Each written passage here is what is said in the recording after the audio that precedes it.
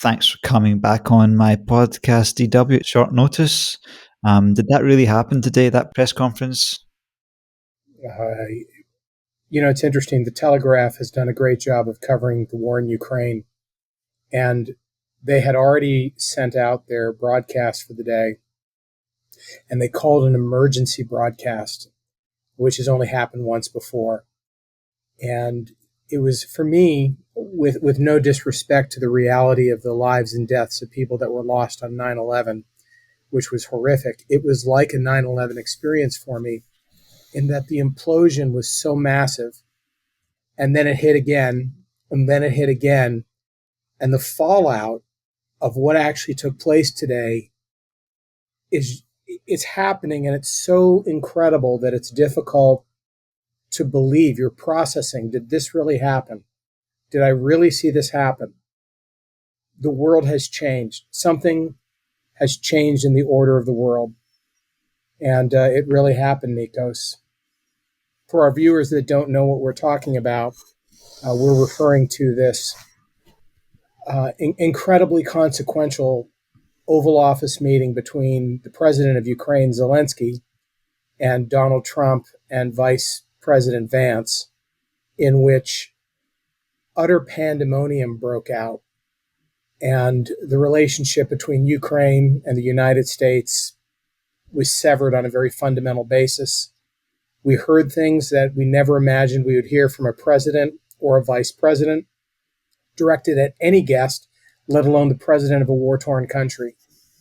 And a deal that was about to happen to involve the United States with rare minerals and ostensibly get America involved came crashing down. And in the fallout, we saw the interpretation of the events come down very strongly on partisan lines, where Republicans were actually praising President Trump and Vice President Vance, and European leaders, people from around the world, viewed it as a hit job. I don't know how to put it any other way. And it's almost like there's two visions of reality of what happened today. I haven't given you mine yet, but you can probably guess what it is.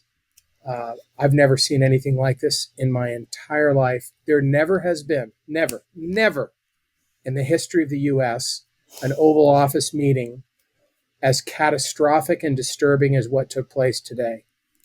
And I believe that what we saw was the President of the United States and the Vice President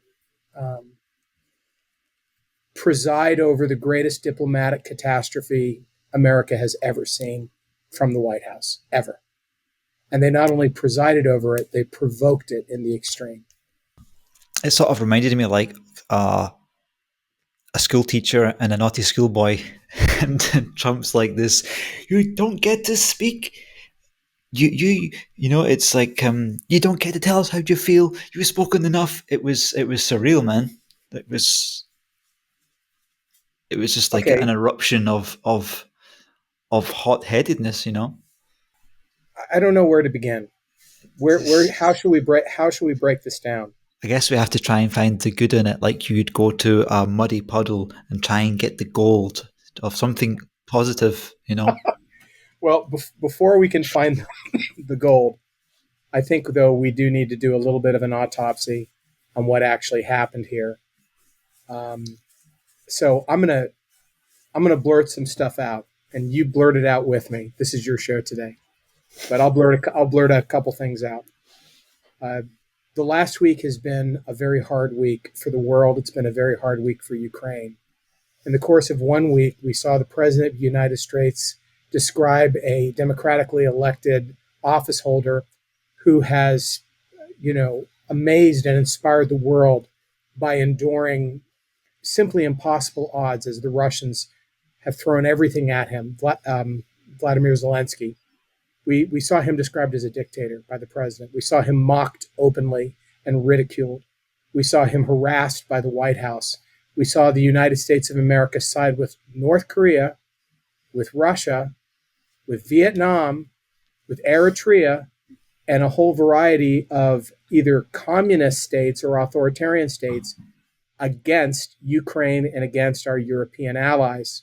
We saw that. It was a core reversal in American foreign policy, fundamental reversal.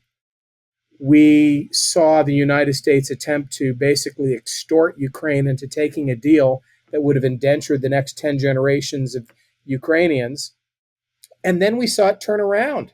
We saw what we thought was an opening, the terms being worked out, and the president, perhaps reluctantly, but nonetheless, inviting Zelensky to the White House to sign the deal after he had shamed Zelensky on an international level, and then sort of mildly, comically backtracked it just a little bit yesterday with some comments that he made.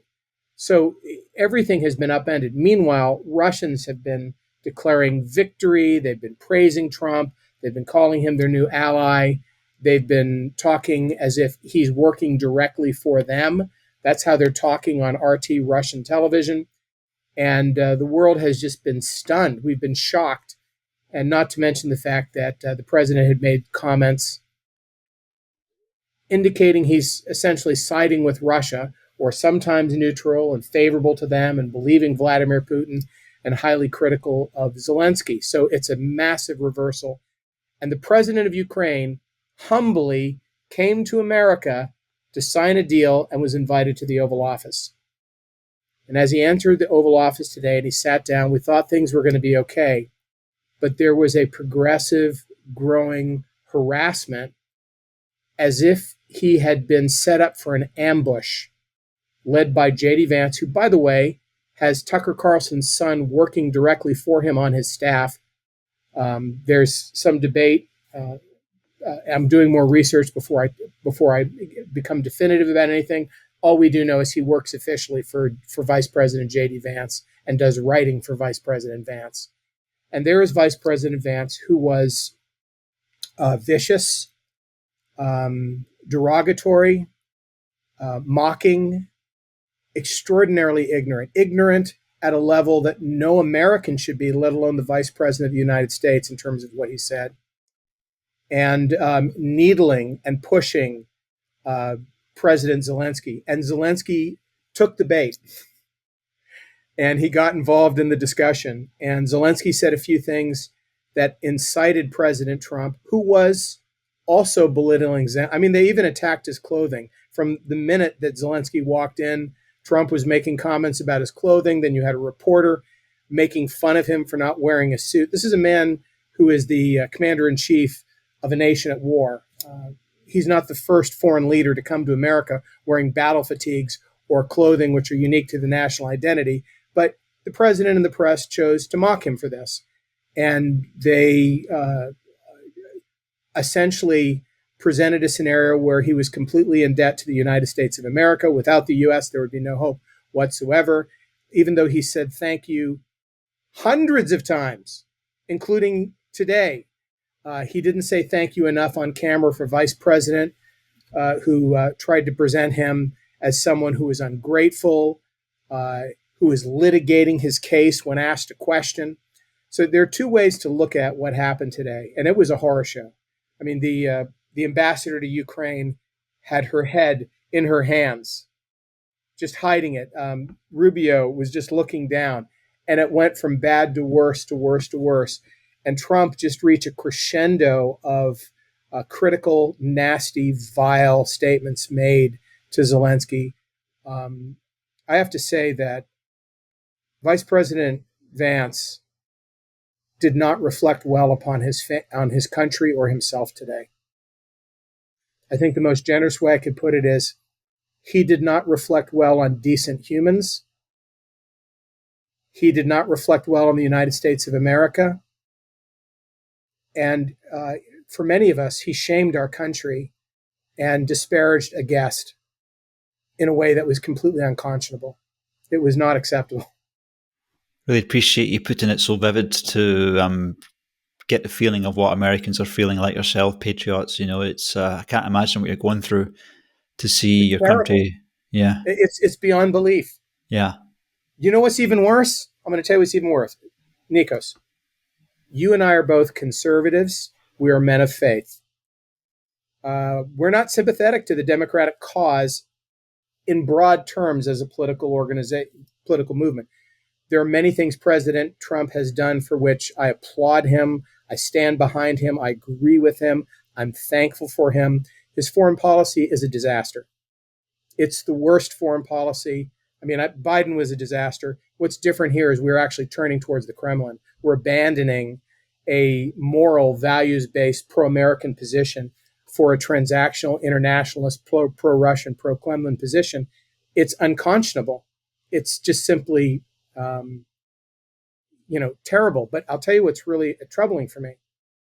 You have a lot of Republicans, men I like, men I respect, men I might be willing to vote for if given a chance, who have turned their brains off completely.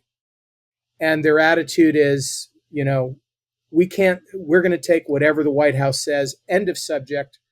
And if the White House says it, that's what it is. I was very disappointed to see Senator Lindsey Graham, who a week ago had his arms around Zelensky in Munich, calling for the president of Ukraine to resign, denouncing him, criticizing him. And Graham wasn't even in the room. He Wow. didn't even listen to what happened. What happened was Graham went to a meeting with the president after Zelensky left, got the White House's official position, and then immediately walked outside and called for Zelensky's resignation. Sheesh. That's I, scary, man. I don't think well of men who abandon their friends in difficult moments. I don't think well of that. I don't think well of people who forget those that are suffering when they need to be remembered. I don't think well of that. I don't think well of leaders that are with you until it's uncomfortable and then drop kick you through the goalpost of life. I'm very disappointed with Senator Graham for what he did today. It was emotional and unnecessary and not researched. Which, here's what I'll say to our listeners, Nikos. If you want to know what happened, listen to the audio tape. Listen to it. Listen to the whole thing. It's available. Don't just read it, listen to it. Because you can hear how Zelensky is put in an impossible position. Let's think about it, right? On the one hand, he can be silent as egregious errors are being set out there by the vice president and also by the president. He can say nothing as they are misrepresenting the sacrifice of the Ukrainian people and their suffering. He can do all that and look like a whipping boy in total silence, or he can respectfully say, no, that isn't the truth. Here's the truth. You didn't give us $350 million. This didn't happen. That didn't happen. And the rule, which has been proclaimed by both Vice President Vance and also Secretary of State Rubio, is you may not criticize the President of the United States.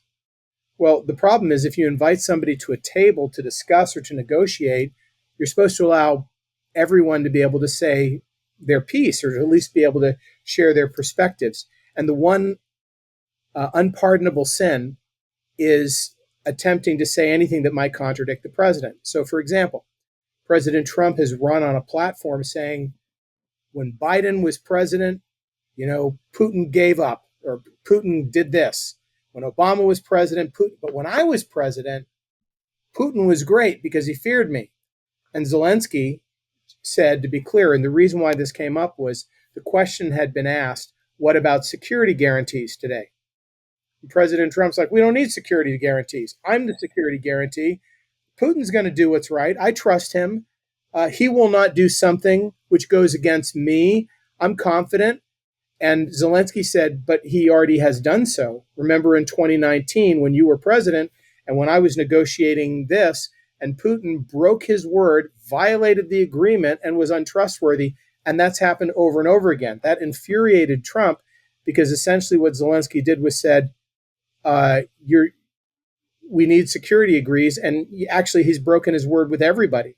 I'm not blaming you, President Trump. I'm just telling you, it's a very big problem. And we need something more. Remember Budapest Memorandum? That's when you told us to trust you last time. We need something more than that. I think J.D. Vance is a bona fide enemy of Ukraine. I do not think before this race came up, he said, I don't care at all about Ukraine. He famously said that. He is very definitely a Tucker Carlson man, and he's in deep. And I think that's one reason he was nominated to be vice president was Tucker intervened, and now Tucker's son works for him.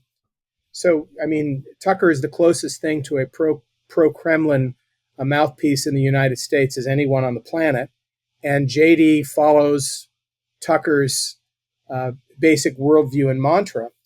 So, what we saw today was the president allowing JD Vance to drive this discussion in a way which was dishonorable. It was nasty. It was mean. It was incredibly undiplomatic. It was shameful. And if you listen to it, you're thinking, how can this happen? I mean, if they had, Vance's talking points had no substance to them. It was like you say thanks to the president. Well, he was thanking America for the first 10 minutes. You showed disrespect. Disrespect by what? He brought up the facts of how under Trump there was no peace with Putin. So and it was one thing after another. It just never even ended. And when Zelensky said, and Vance made a couple of really incoherent statements. He's like, well, you're conscripting people to the front line and you need us. And these were non sequiturs. They made no sense whatsoever. And Zelensky responded by saying, you need to come to Ukraine and see things firsthand. And then Vance said, he invited him to Ukraine, Yeah. And Vance said, basically I'm watching podcasts and seeing YouTube clips. I don't need to go to Ukraine. And I'm thinking, are you kidding me? Are you kidding me? But that was basically his point, was that I know everything I need to know and you're a disaster. You can't survive without us. And this sort of imperialistic, patronizing, school marm perspective to a naughty little schoolboy, you don't even live without us and we're going to slap your hands and you're being disrespectful, was disgusting. It was insulting. You don't get to speak anymore. Can you imagine that? Can you imagine? You don't get to speak anymore. It was like, and you saw the president really become unhinged, talking about Hunter Biden and Russia and this and that, and you see all this years of anger which has been inside of him. And I get the impression that he has this in the White House. He's got some reasonable men, I think, who are voices of reason, and who push him in the right direction. And then you've got a very loud minority of Tucker Carlson type, and the vice president is one of them. And they are, feeding him with absolute rubbish that he repeats over and over and over again. $350 billion. That's not even close to being true. You should have, this war is because of you. You should have stopped the war. What are you talking about? What weird, bizarre reality are we living in? This is like an alternative universe. And the leader of the free world is speaking this, even as he's praising, the leader of the terrorist world. It's very, very bizarre. And all of us were watching this and thinking to ourselves, we are watching in real time what seems to be a slow motion train wreck of two trains coming at each other full speed. They're both going to be derailed. Which, and by the way, Nikos, I'm sure, you've thought about this yourself, but President Trump is supposed to be the negotiator in chief, right? His reputation is as the greatest negotiator. He made a promise. I will end this war, and I'm going to do it within 24 hours. At first, he said, I'll do it before I set into office. Then he said, I'll do it on my first day of office. Then he said, I'll do it in 3 months. Then he said, I'll do it in 6 months. He's not going to do it. It's not going to happen unless he changes fundamentally. He wants Zelensky to change, but it's the president. And think about the American posture. So we started, and again, this is someone who wants the president to be successful. I do not hate Donald Trump. I want him to be successful. I want him to be blessed of God. I want him to do well, but I don't want Same with me. Yeah, I'm not a hater. I'm a freedom lover. I want freedom, and I want to pray for my president. I want my president to be an honorable man that stands with the innocent, a man who will stand with the suffering, who will be a defender of the abandoned and forgotten. That's what I want. That's my heart desire. What's the interesting thing is that basically Trump's foreign policy now is that if any country is invaded by a nuclear power, if that country defends itself, then it's gambling with World War III. So why don't we just give all Right. these countries to China and dictators? Why don't we just Here's the collect? country I know. I remember a country where a man stood up and said, "Give me liberty or give me death," because a bunch of British lobsterbacks were coming in and taking our weapons and illegally taxing us and denying us our charter rights. And the American people said, "No, we are a distinctive people and we are to be under the law." And that's how we got the United States of America. And now it sounds like the official position is, if a bully comes up, forgive me for being so explicit here, but rapes your family, tortures your friends, and then kidnaps the children, if they have more power, you simply submit because you can't win anyways. And if you don't submit, you're the one causing World War III. It's insanity. It's un American. It's unchristian. It's crazy. We have to get away from that. We have to change that. So the narrative which is coming out is disturbing, and Republicans should be the defenders of freedom. Conservatives should be out there saying, we're for freedom. You know who I think is probably trembling today? Taiwan, watching this. A lot of European nations saying, "Ooh, this isn't the kind of friend I want." I'm Yeah, interested. if I'm China interested. invades, if China invades tonight, America won't do anything. There's something to be said for friendship, nobility, faithfulness in times of difficulty, for standing with those who are besieged. This has been America's historical position. And it's because we were a country founded on the proposition that we are made in the image of our Creator, and that liberty is a transcendent value, not simply a transactional right given by the state.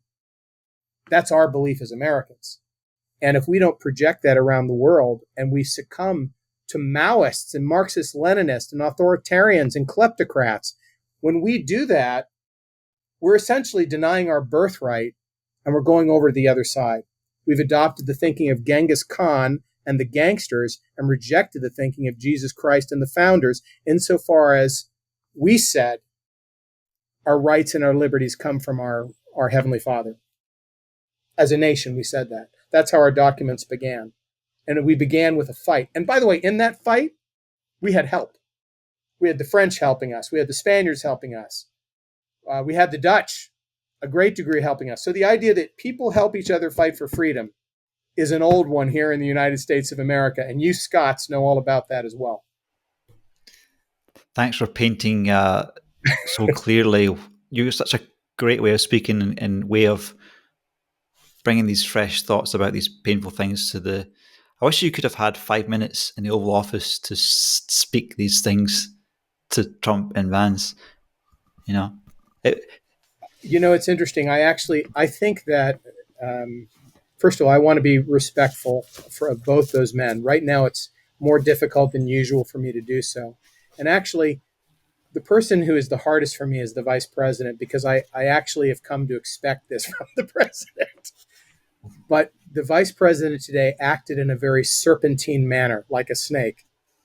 And it was so subversive. You know what it was? Projection. Both the president and the vice president was basically saying, you're being disrespectful. In fact, they were being disrespectful. Both of them were saying, you're promoting war. In fact, by helping Russia, they're promoting war. Both of them were saying, you're trying to debate over issues. They were out there trying to set out a whole degree of cockamamie ideas and issues that they wanted to get out there. While the president of Ukraine, the actual victim in this battle, has to sit quiet and take it. I mean, it's just, who would do that to another person? I mean, there is some good points to this interview. Zelensky has come out looking great. I mean, he didn't go. If Zelensky was a dictator, his ego would have risen up after all of these bad things were said to him. But he just took one for the team. He took one for the team. He just wants He to get took a something for dozen for the Ukraine. team. Yeah. So like he's come out looking great.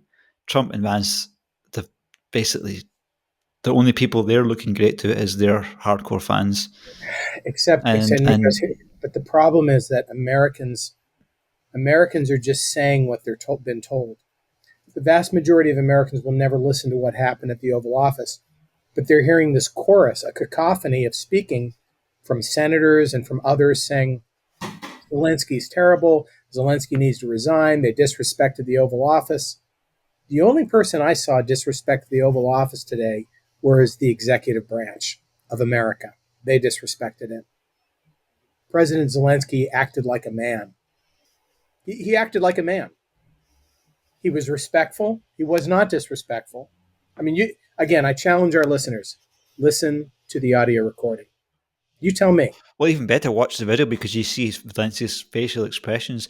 1 minute into this, Zelensky was like this. You see his eyebrows raised, and I thought, oh, this is not a good sign. And you could just see when Trump was saying something, you could just tell that a lot was going on in his mind. And I thought, man, this is not going to go well.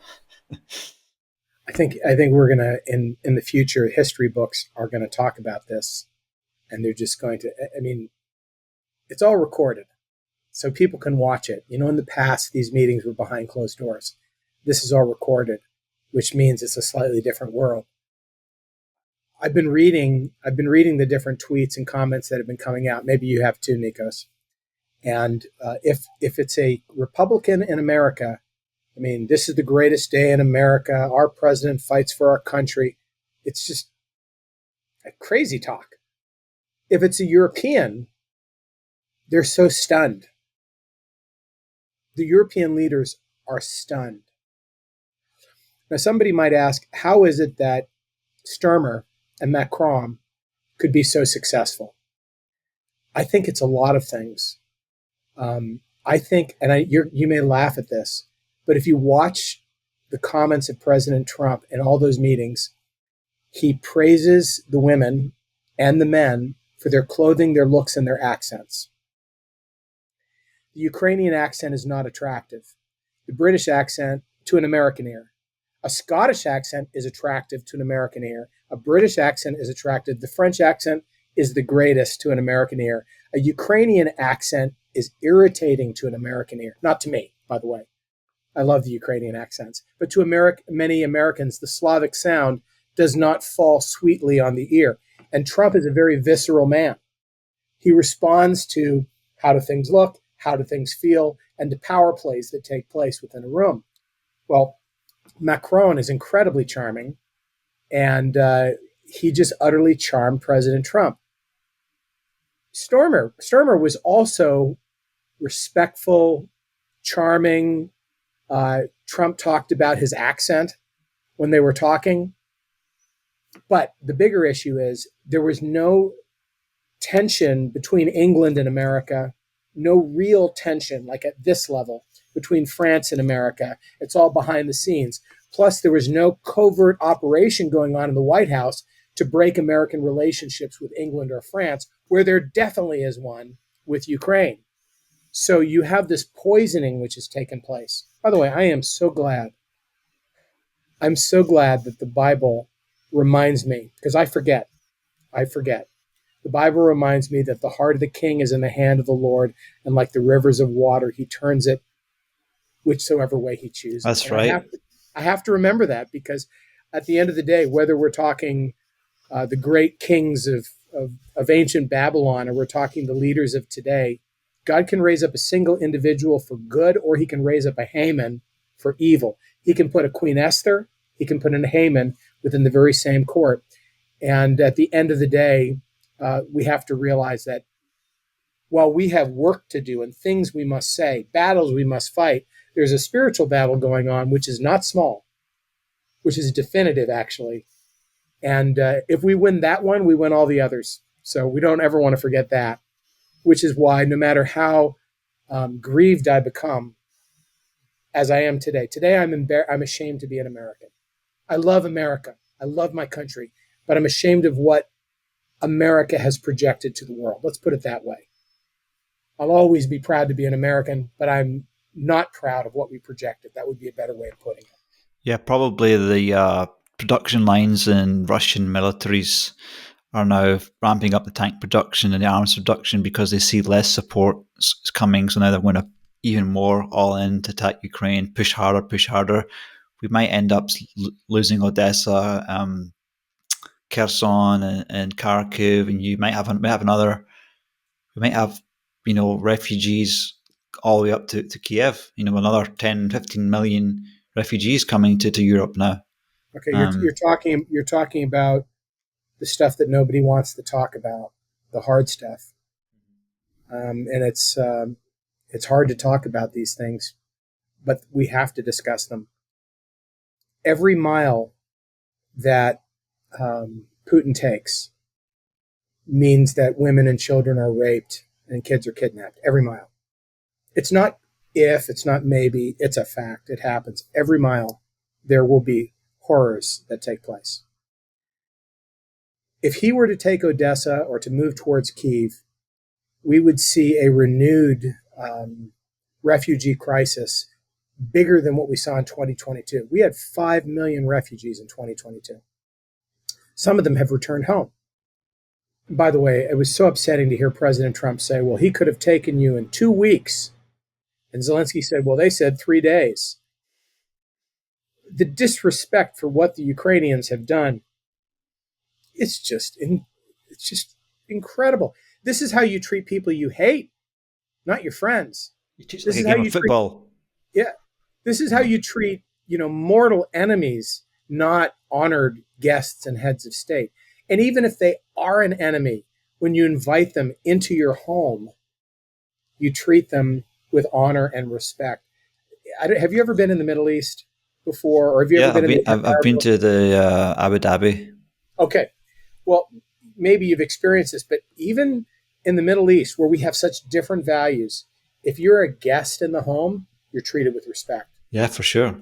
And it's considered the code of honor, right? Here in America, we invite you in, then we crucify you on a national platform before 3 billion people. We humiliate you, we shame you, we mock you, we make fun of your clothing. Yeah. It's You don't get to speak anymore. I don't know what to say, Nikos. I need to turn that into an actual like synthwave like meme song. You don't get to. I could do it. I mean, I'm into music, so like. You should actually. You know what? We can put that one up along with they're eating the dogs and cats.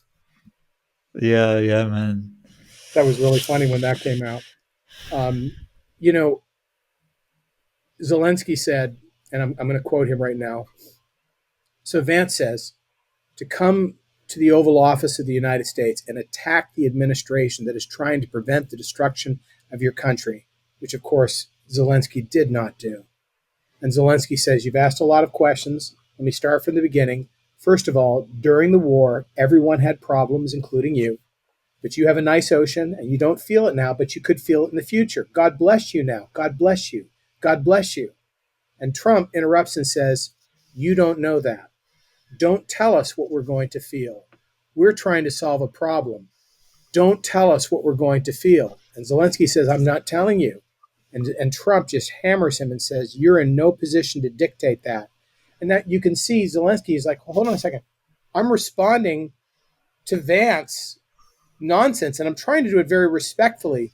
And I'm pointing out that we all suffered from the war, us especially, but it has global implications. That's a legitimate position. And Trump is like, you can't say there are going to be any implications for America. You can't say that we're going to feel badly. I mean, it's a very reasonable comment, a non-aggressive comment Zelensky's making. And then he goes on to say, this is Trump. We're going to feel very good. We're going to feel very good. We're going to feel strong. You're right now not in a very good position. You're allowing yourself to be in a bad position. And he, Vice President Vance, happens to be right about this. And Zelensky says, from the beginning of the war, Trump interrupts him. You're not in a good position. You don't have the cards right now with us. You don't start having cards. And Zelensky gives a great response. He says, I'm not playing cards. And Trump says, yeah, you're playing cards. You're gambling with the lives of millions of people. So this accusation is, basically, I'm accusing you of starting World War III. And Trump keeps saying it. He keeps pushing it. I don't know there's ever been a more clear-cut example of a nation being a victim in a war than Ukraine. People want to get into debate over provocation. And I will say that I don't believe Ukraine in any legitimate way provoked Russia. That's Russian propaganda. But I'll tell you this too. There's always provocation in international relations. Always. 100% of the time, in almost every international scenario, there's provocation. There's provocation between the US and Russia on a daily basis, and vice versa. There's provocation between Finland and Russia and Finland. Russia is sending people over in bikes to try to create an immigration problem into Finland. That's provocation. Provocation exists everywhere at every single level, and provocation is never justification for invasion, ever. Not under international law. So when people say provoke, provoke, provoke, it's a straw man. Number one, what you're claiming is provocation didn't happen the way you claim it happened. And number two, even if it did happen, it wouldn't matter, because provocation never becomes justification, ever. So Trump has adopted the Russian mentality, which is, as the victim, if I think that you didn't succumb, or if I think you provoked, therefore the whole thing is on you. The fault's on you. It's not sound thinking. It's not lawful thinking in terms of what constitutes international and moral law.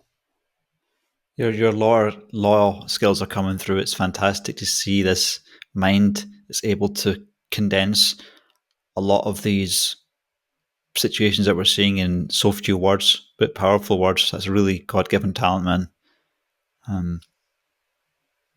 Nikos, your wife is Ukrainian? Mm-hmm. Yep. How does she feel this week? Well, everybody in Ukraine is shocked. Everybody was expecting some kind of like peace deal or some kind of progression with mineral deals, even though it's like, I don't like the idea. Everyone's disappointed. Not just my own family, not just me. But it's like I said, we don't want to talk about it, but we could have another few million people. I mean, what happens if Putin wants more than Kiev? Who wants to go live in Kiev when it's 10 miles from the Russian border? That's Lavrov. I call him the Dark Prince because he's just a tremendous demonic chaos influence. Is the Foreign Secretary Lavrov, just a truly evil human being. And Lavrov has said, we want all of Ukraine. It will all be us, the so-called nation of Ukraine. Russian tactics has them saying similar, contradictory, backwards, forward statements, whatever they want to say at the moment. You can quote Lavrov and Putin on almost anything at one point in time over the last 3 years, because whatever gives the political advantage at that moment is what they say. But their mission is conquest. And to say otherwise is to be willfully ignorant. And I think that's discouraging for a lot of us that are caring about Ukraine.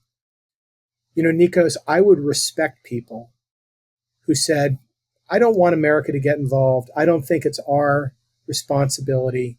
I would disagree with them, but I would respect them if they said, but what Russia has done is evil and it's wrong, and I morally stand with Ukraine. Because then I would say, well, we have a different understanding of U.S. involvement, but we still believe in the moral proposition that it's wrong to invade, to kill, to murder, to rape, and everything. Very good, very good, yeah. But the problem is that to justify their indifference, they have adopted the theology of gangsters, and they have sided with the oppressor instead of the oppressed. And that's where my heart breaks and where I stand in opposition to them, because you can never side with the oppressor over the oppressed. You cannot do that. God will not favor that. He will not bless that. One of our great missions in life is to stand with the suffering, to rescue the perishing, to be the defenders of the oppressed. That is a life mission and duty, and it should beat in our hearts, right? It shouldn't be a secondary thought. That should be fire inside of us. That's one reason why I care about Ukraine. There are many. That's one reason why. Back to your point about, the consequences of Russian success. people are afraid to talk about it, but it's, go back in time to Berlin in 1945. There was almost a half a year of 5 million Germans raped, boys and girls, women. And when the kids and the parents tried to defend them against the Russian soldiers that were doing the raping, the children were just shot by the Russians. It was a massacre, an unparalleled massacre when the Russians came in and had their victory parade over the Germans. Because they assumed if you're a German, then therefore you're a Nazi, then therefore you're an enemy, and you are a trophy of war. Ukrainians are trophies of war to Russians, and they're the enemies. I would recommend to our listeners that they watch the film Intercepted. So this is a really incredible film done by a really lovely young woman, early 20s, who essentially got all the transcripts that were captured of Russian soldiers at Bucha, where I went, where I filmed, where, famous for the atrocities that took place there. And she recorded, or actually she didn't record, she translated and then laid out these conversations where they're talking about just murdering children, raping children, and the parents back in Russia are encouraging them to do it because they're not really humans. They're just war trophies. They're devils. They need to be wiped out. It's a real thing. This is a Russian thing. Ukrainians are not this way, by the way, and civilized people are not this way, but Russians institutionally, they don't have to be this way. It's not in their genes. It's a cultural identity which has been perpetuated in their military. And President Putin has, inflamed that problem in the way he talks about things and the way Russian television talks about Ukrainians as non-humans. Is that how they treat each other? Yeah, and they do treat. And when you have the head of the Russian church, which is a KGB FSB church, run by a KGB agent by the name of Patriarch Kirill, actively telling people that they get spiritual points for killing Ukrainians. It's this weird medieval horror show of people actually think they're serving God by committing crimes. I don't know what to say, man. I just don't know what to say. It was a hard day. It's been a hard week. Hey, can we talk for a minute about Europe and what the next steps are? Yeah, sure, man. Okay, so we've assessed the situation, and it's just bad. We agree in that, yeah. And we assessed the American position, and it's completely incoherent and dishonest. I'm sorry to say. I love my country. It is dishonest and incoherent, and it is an offense to the Heavenly Father who stands with the oppressed. I believe that to be true. So what do we do next?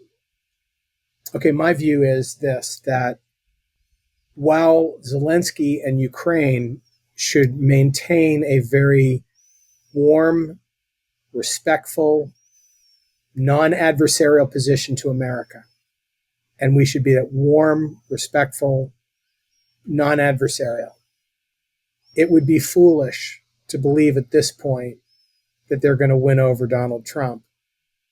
Now, that doesn't mean Trump couldn't change because circumstances could change. I do believe that's true.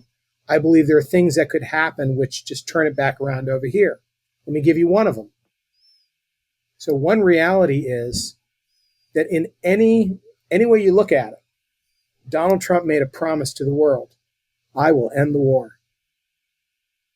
So he can blame as much as he wants on Zelensky, but the reality is he didn't end the war. He told us he was going to, but he didn't do it. And when we look at the record, we see he was pretty mean to one of the parties and pretty nice to the aggressor. So he didn't end the war. And he will not end the war. He can try to flip it upside down. He can come out wholeheartedly supporting Russia. All those things could happen. But on the penultimate advocacy of his campaign for president, I will end the war, he will have failed.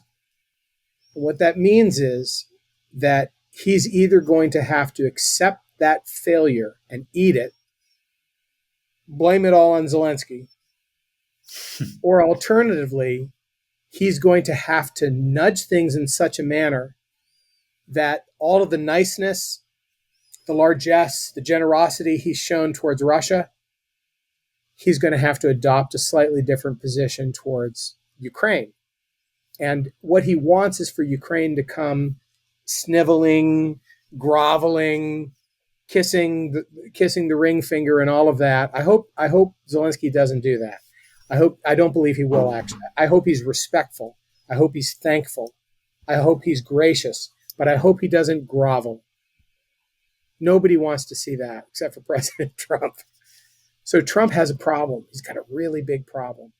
And right now that problem may not be clear, but Ukraine has a problem, but Trump has a problem too. Trump says that he's holding all the cards and Ukraine has no cards.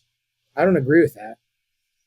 They're the cards that Trump won't admit, which is Ukraine is saving the Western world right now, that Ukraine is doing the blood sacrificing of their own men and women so that America doesn't have to. And America can be in a state of denial about that, but it's a reality. Ukrainians are testing the Russians. They're limiting the power of the Russians. They're defending against the Russians.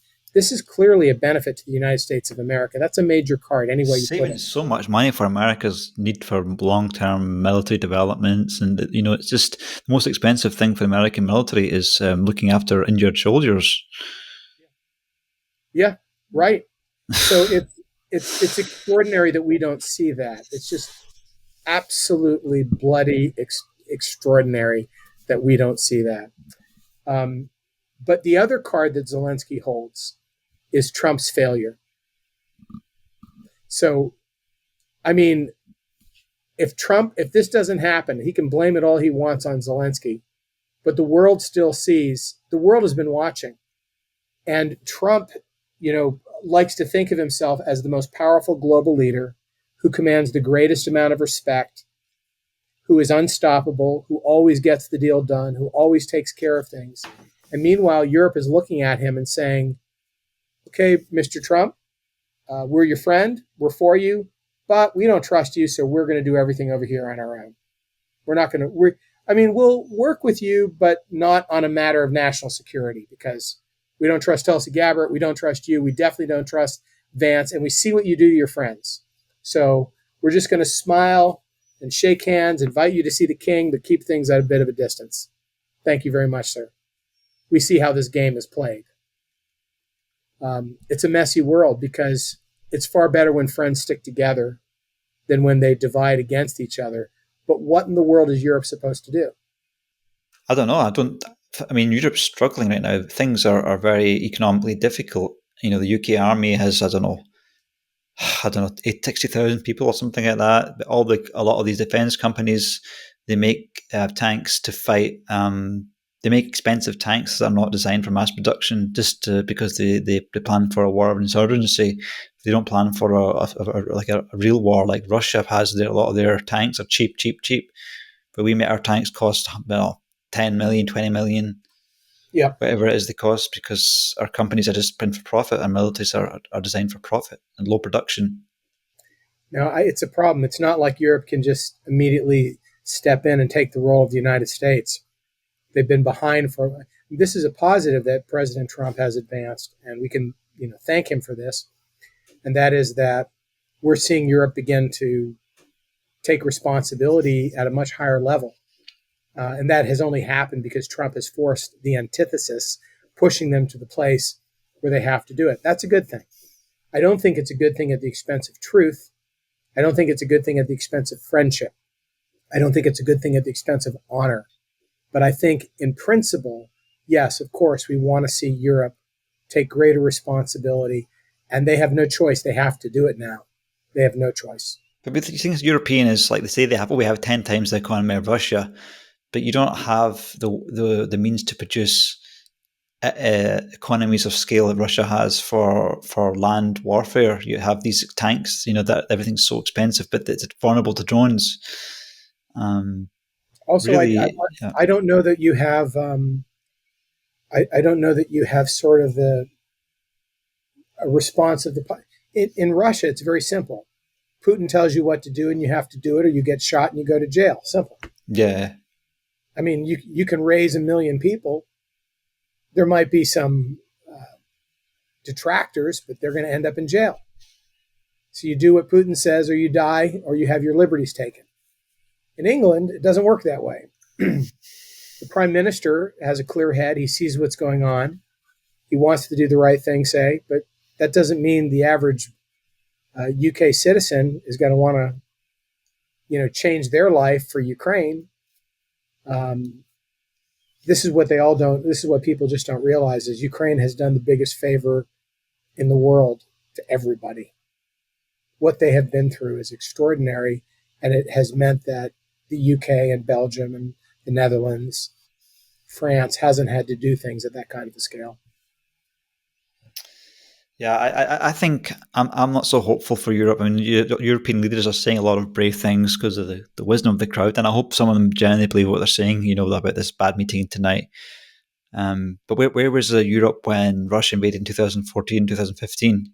Where was the military support? And what changes now? Do they really want to support Ukraine? I mean, there's all the divisions in Slovakia and Romania and Hungary. Right. We need to be ready for 30 more million refugees if things keep going the way they're going. And you have countries like Slovakia and Hungary, in which a small minority party, which are completely pro-Russian in both cases, are dominating the foreign policies of these nations. And with President Trump leading the way, they're going to be, Kremlin countries. I mean, it's going beyond merely, we don't like what Fico says, we don't like what Orban says, to no, these guys, they're now empowered by the J.D. Vances and by the President Trumps of the world to take it to the very next level. I mean, this is a week of, even the Kremlin never anticipated what a great week this would be for Russian imperialism. This is one of the best weeks ever. They're dancing the Troika in Red Square, the celebratory Russian dance of victory. They're dancing that there.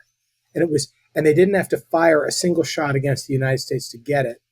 We handed it to them of our own accord because of partisan political infighting that bred anger and hatred in America. And we said, the enemy of my enemy is my friend. I don't like Joe Biden, therefore I like Putin. I'm not sure about Zelensky. All right, pro-Russia. You can understand why there's a lot of people that just hate the existing establishment. I mean, even though when COVID happened, Trump was in power anyway, but like a lot of people lost their businesses through insane leftist policies, and people went mad. They were crazy. They were crazy. Under the Biden administration, it was like, what degree of insanity could we go to next? It was simply extraordinary. I mean, from the very beginning. I mean, you can track it. 2020, you have the Vice President of the United States, Kamala Harris, aggressively encouraging BLM riots in the streets and bailing out people that were guilty of crimes, including assault, battery, and theft. The Vice President, the woman who was about to become Vice President, then became Vice President, condoning the destruction of our cities. It was crazy. Then you have COVID and an entire nation, where people are afraid of each other because they're getting so much propaganda coming down from on top that if you don't follow the party line, you're viewed as being an enemy. And so there was, insane. And Tucker was the savior. It was almost he was a hero. He was a hero to me. I don't understand why a lot of these heroes went downhill. In those days, Tucker was doing a great job, and this is what is not being reported in the news, and a lot of people haven't quite figured it out. There's a large number of Americans that did not like the statist, Marxist, DEI program, 50,000 gender, forcing biologicals of unknown toxicity into a 2-year-old's bloodstream philosophy of the Biden administration. We really didn't like that. We opposed that. People are mentally damaged from this, and including me. I'm still damaged from the experience. Yeah, many I didn't turn to Putin. Many people were damaged from it. And it's just like the ultimate satanic fusion deception, because now in comes Putin with the perfect timing. And the idea is, well, if Biden is going to denounce him, then we're going to support him. And then you have all of the confusion over Burisma, which is actually a Russian company, not a Ukrainian company, by the way. That whole story has been misrepresented. A pro-Russian company that had work in Ukraine but ended up in Moscow and is from Moscow, pro-Kremlin. You had the Russiagate issue, and conservatives were furious because all they saw was the hunting of Donald Trump and America being held hostage to every woke DOJ weaponization lawfare program coming out. It was terrible, absolutely terrible. And I think that most Americans voted for Donald Trump because they wanted that to end. I want that to end, all of that. But I don't want America to basically be a pro-neo-Soviet country. I don't want America to be standing with the brutalitarian criminals who have historically been our enemies and remain our enemies today. I don't want America supporting regimes that are, Nikos, torturing Christians in horrible manners, burning down their churches, and completely restricting religious liberties. I don't want that. I want to stand with my brothers and sisters. I want to stand with them. So there's no party in America right now which sort of captures all those ideals. America is all fragmented. And for all the good things that President Trump has done, and I've said today that the foreign policy is horrific, but for the good domestic policies, I would say it doesn't matter whether 100% of his policies were good or 100% were wrong. We need to think independently. Our ultimate duties need to be above. Our loyalties need to be up here and not just right here. And that means we can critically look at things. I don't want to see America become a bastion of Hinduism, but it's happening more under the Trump administration than under any other at our highest levels. We had a guy, he's a nice guy, but he just took his oath of office on the Hindu sacred scriptures, which he's allowed to do in the United States of America. Well, he is allowed to hold those beliefs, but it's the first time in American history that has ever happened. It shows a shift in the way we think about things, which is pretty fundamental. That's a whole subject. We'll save that for another day.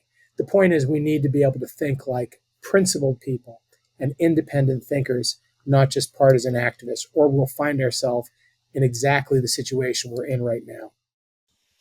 Yeah, this situation is so fluid.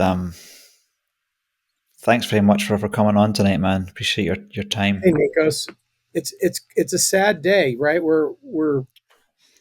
I'm trying to make the best of it, man. I'm trying to be positive, but it's well, okay, and sometimes even things that come across as being real bad. Have you heard this expression? It's in the Bible, and the expression is, "The iniquity of the Canaanites have yet to be fulfilled." Yeah, of course, yeah. Okay, so this is a Bible passage, and the idea is this, that sometimes you have to let the bad guys get worse and worse and worse and worse until you can't take it for one more second before their whole system comes crumbling down. And what we're seeing right now is things getting worse and worse and worse. And yet, in the middle of that, some people are getting clarity. Right? Some people are thinking with greater understanding. Thanks be to God. And some people are beginning to wake up and saying, what's really going on? That's what we want to hope for. My dad used to tell me something. He used to say, life is preparation for brief moments of opportunity. And when they come, be ready. So I'm one of those people. I want to be ready for the opportunity. I intend to seize it. And I think there are many, many others like me out there, like you, who it would be easy to despair. But we're only in chapter 2 of a 20-chapter book. All right, let's finish in a prayer for those in charge. Lord Jesus, thank you again for Mr. Phillips for coming on the podcast. And I pray for President Trump, President Zelensky. We pray that Trump would have dreams tonight of him pointing at Zelensky and telling him not to speak, and he would realize that that was, well, you can teach him, Lord. Only you can change Trump's heart. We just pray for you would just guide Trump according to your will. I'm not even going to pray what my will is. I don't. It's hard to say in a situation. I pray for Zelensky, Lord, that you would also speak to him, and that he would finally realize that he can't trust in man for protection for his country. That he would turn to you even more to seek God on his knees, to fast and pray like men of the Old Testament for his country. That he would seek you, Lord, for the strategies, for the wisdom. He can invent weapons that no one's ever thought of, and we pray that he would, his heart would be turned towards you. We pray that you surround Zelensky with men of God to help him in this path. In Jesus' name. Amen. I'm thinking as you were praying of that other great passage of the scripture which says that the horse and the rider are prepared for the day of battle, but victory is in the hands of the Lord. And we'll remember that as well. There's all sorts of things we should do and that we can do. In fact, we must do. This is our agency, our human responsibility, but we still stand before a sovereign God. And that's actually a great comfort, because otherwise we would truly have reason to despair, but for that. So, hey, blessings. Thank you, Nikos. It was a great show on a hard day. Yeah, man. All Cool. right. See you soon, bro. Okay, great. Bye-bye now. Bye bye.